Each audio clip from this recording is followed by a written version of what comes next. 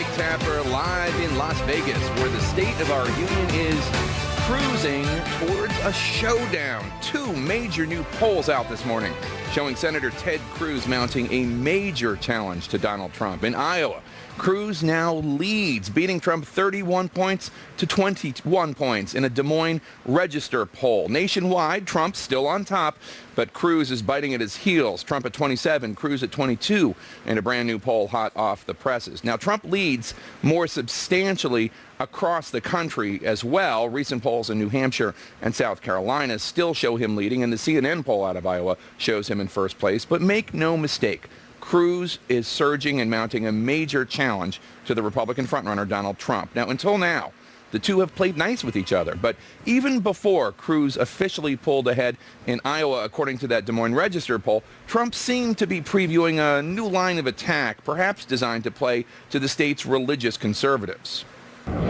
We're doing really well with the evangelicals. And by the way, and again, I do like Ted Cruz, but not a lot of evangelicals come out of Cuba, in all fairness. It's true. Not a lot come out. I sat down with Mr. Trump that night in Des Moines, and I asked him about his newest rival and much, much more. Ted Cruz, it was just reported that behind closed doors, even though he says only nice things about you publicly, behind closed doors. And he did after he made the statement. Yeah, but he didn't deny that he said it. He said that Paris and San Bernardino had given a seriousness to the race that, in his view, would hurt you because of, quote, the question of judgment, which he says is a challenging question for you. Yeah, well, I'll tell you what, my judgment's great. I built a multi-billion dollar company, some of the greatest assets in the world, tremendously big #1 bestsellers, including The Art of the Deal, which is maybe the biggest and best in terms of the business books. Tremendous television show called The Apprentice that lasted for 14 seasons. And by the way, NBC came, they would beg me to do it again, as you can imagine. Right. And I said no, and they're going to sign, or they signed Arnold Schwarzenegger. Well, I don't think he's questioning that you're successful. No. You don't make that kind of success without judgment. Don't forget this. I was against the war in Iraq. I told everybody, and you have all the documents back in 2004, there. Yeah, 2003 and 2004. Couldn't find anything in 2003, but 2004. I was against going into Iraq. That's good judgment. I was for bombing the oil long before anybody else thought about it. That's good judgment. I have good judgment. I have great judgment. I would say I have far better judgment than Ted, and I think I have a really great temperament. It's a strong temperament, but you know, when they chop heads off of Christians in the Middle East, and other people also, when they chop out heads and when they treat people the way, when the world, we're like medieval times, having a strong temperament is good. Jeb Bush said his tone is very tough about me. Yeah. My tone is very strong. I said, isn't that a good thing? But Ted Cruz is really one of your chief competitors right now. Jeb Bush has really fallen off the map, and he's taken these shots at you behind closed doors, even though in front of the cameras he's only saying nice things. Well, I hope he, I expect to get it on because I'm leading by a lot. I'm leading him by a lot. Why should voters go for you over Ted Cruz? Because I'm more capable, because I have a much better temperament, because I actually get along with people much better than he does.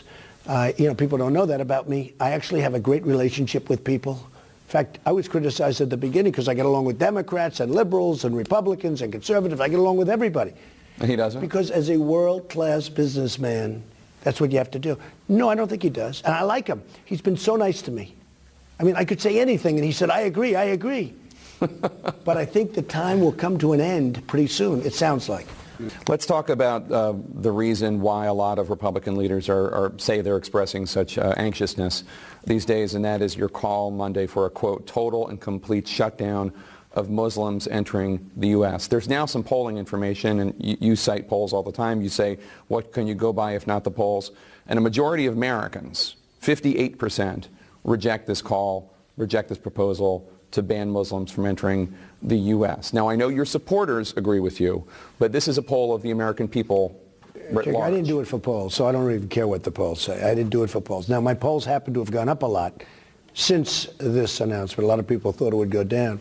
I didn't do it for that reason, but with that being understood, when you're getting a phone call from a polling agency and they're saying, well, do you support the banning of Muslims, etc., do you think they're going to say, who's going to say yes? I don't think the polls are accurate. At the same time, I have many friends that are Muslims, and I will tell you, they are so happy that I did this because they know they have a problem.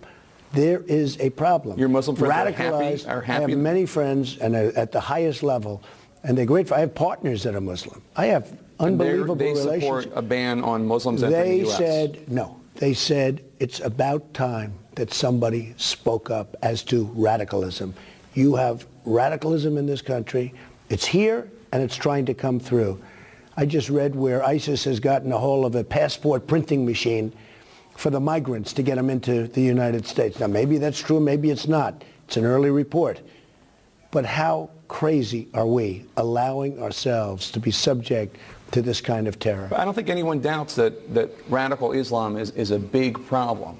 But I think the question is your proposed solution a good thing or not? Let me just... Well, you know, in my solution, you know it's a temporary solution. Until when? Obviously, well, till we get our hands around the problem. We have a real problem.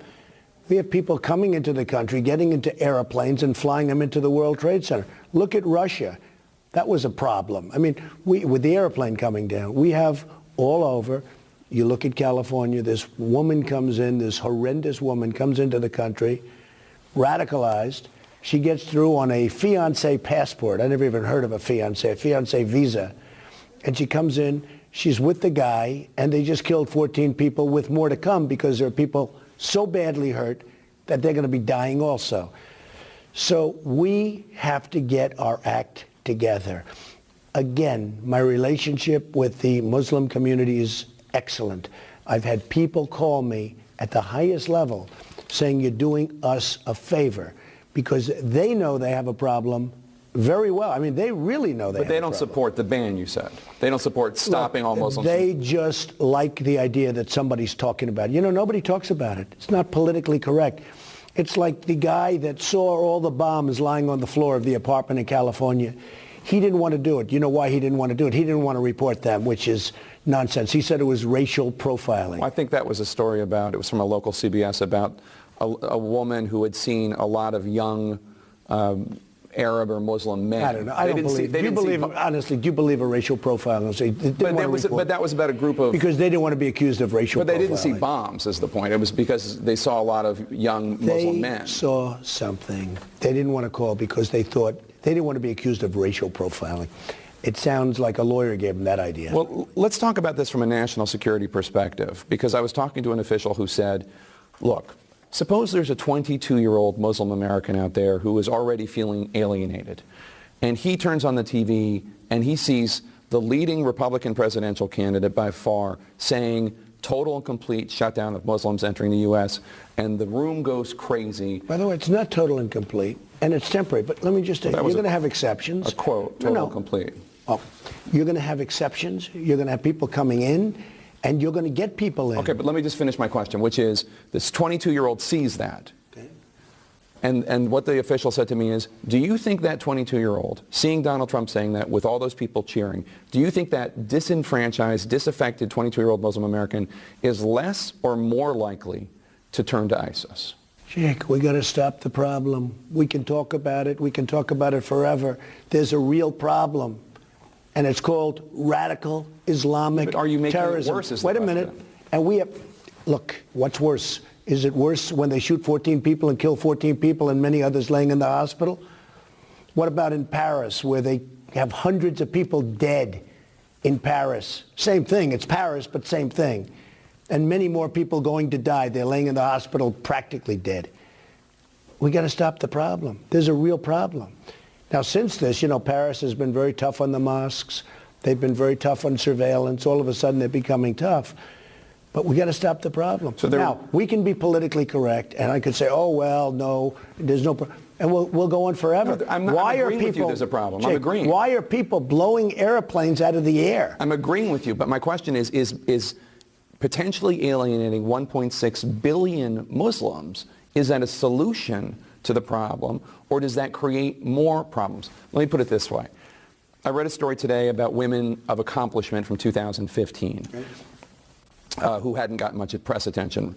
Two of the first listed were women I'm sure you would admire. One is named Nulafar Ramadi. She's Afghanistan's first female pilot in the Air Force since the Taliban fell. The other one was Kubra Kademi. She walked through the streets of Kabul wearing metal armor to protest the harassment that she and other women would go through in Kabul on a daily basis. These are two women who do more to combat Islamic extremism than I do, than you do, and yet they would be banned. How do you know that? How do you know that? Who told you that? Who told you that? I mean, you just tell me about one's a pilot, one's... who told you they do more than you do? Well, I'm just saying, I see it on what they do. One of them is fighting insurgents. Good. I think that's good. I think it's good. But you would ban them from coming into this country. Look, I don't know anything about the women you just mentioned, okay? But a lot of good people. When the woman came in, just so you understand, when the woman came in as the fiancée, right, everybody said, oh, isn't that lovely? She's a fiancée. She came and she was radicalized. Whether she radicalized him or they were both, I think they were probably both. But all they had is bad intentions. I'm only saying this. There's a group of people, it's a problem. And everybody knows it's a problem. And nobody wants to talk about it. And a lot of people agree with what I'm saying. And if you read a lot of the papers, especially the international papers, where they do have massive problems with this, I'm getting a lot of support. Now, it's temporary, but we have to get our arms around the situation. Who are you getting Let me just tell you, well, take a look, read the newspapers, read international but I saw Netanyahu put out a statement distancing himself from you. Well, when David you say, Cameron no, not did. distancing himself. I had a meeting with Netanyahu. I could be at the meeting right now. But he condemned your remarks, is all I'm saying. He did, and that was sort of interesting. He modestly condemned them, and I thought it was somewhat inappropriate that he condemned them, but that's okay. He wanted to condemn them. That's what he does, okay? But we have a problem. I'm not looking to be politically correct. I'm doing this to do the right thing. This and other things. When I say this, I'm running to do the right thing. I'm doing the right thing. Our country has a problem. People are in fear. They're waiting for the next attack. We have a president that won't even mention the name of the problem. He will not utter the words. It's ridiculous. We have a president. You know why he won't, though, right? It's the same reason Bush was reluctant to. I don't believe that. I don't believe that he's not doing it, and Hillary Clinton won't do it either. But their explanation is that it feeds into what ISIS wants, which is this to be a showdown between the West and Islam. And okay, and I say it differently. You have to identify the problem. Okay, it's a real problem. I call it radical Islam too, but I'm just saying that's why he does it. Well, he's wrong. You have to identify the problem. He is not identifying the problem. He's wrong. She's wrong. Hillary Clinton is wrong. She's been wrong about a lot of things. But she's wrong. And if you don't identify the problem, you're never going to solve the problem. I just want to ask you one more question about that, and then I want to move on to some other topics, which is the question about whether or not this is constitutional. Two-thirds of the American people, 67%, says that banning Muslims from entering the country would go against the founding principles. Well, first of all, they're not citizens, okay? I agree if you're in the country. And as you know, if you're in the country, I'm not talking about that. Right. Although I am saying you have to surveil. There has to be surveillance. Courts have found that constitutional principles do apply to people who are not American citizens. Hey, look, I'm about security. I'm about safety. I'm about borders. One of the reasons I'm sitting here and one of the reasons I'm so high in the polls is because it all started with the borders.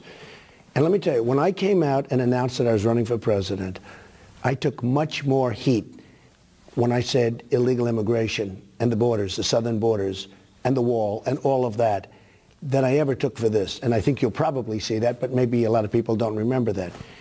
Within 4 weeks, all of a sudden, everyone started saying, you know, Trump is sort of right. Then time went by, and you had the killing of Kate and Jamil, and you had the female, incredible woman, 66-year-old veteran, right, who was raped, sodomized, and killed by an illegal immigrant. All of a sudden, they're saying, wow. And you have thousands of cases that are a disaster, and jobs and economy and everything else. People pouring across the border.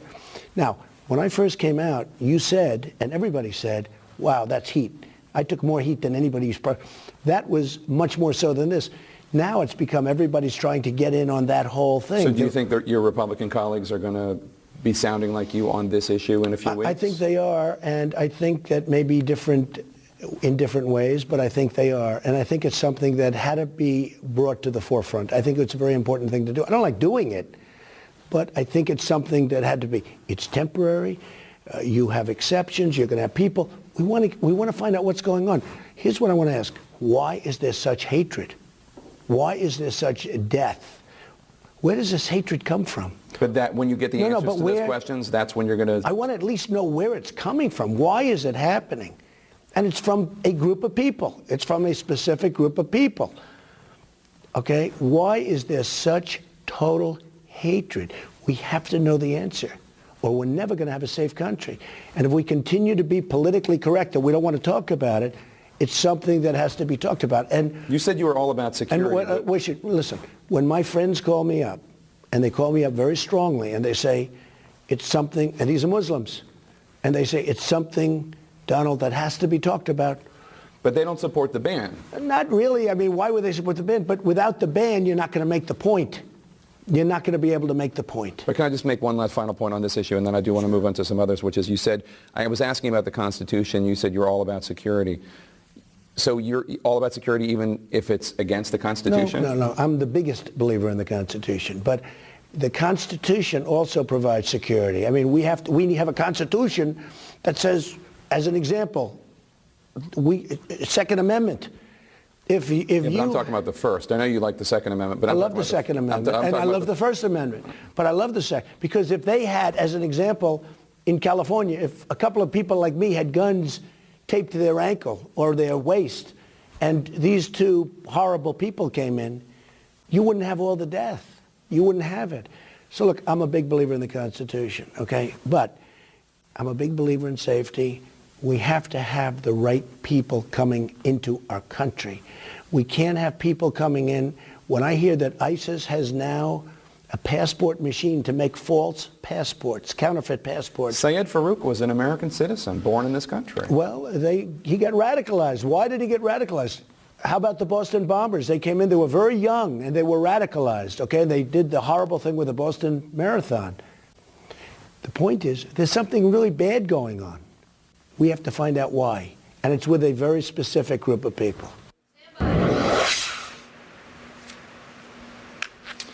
Coming up next, a meeting of top Republican officials with talks of a possible brokered convention. It has Donald Trump rethinking his pledge to support the party's nominee.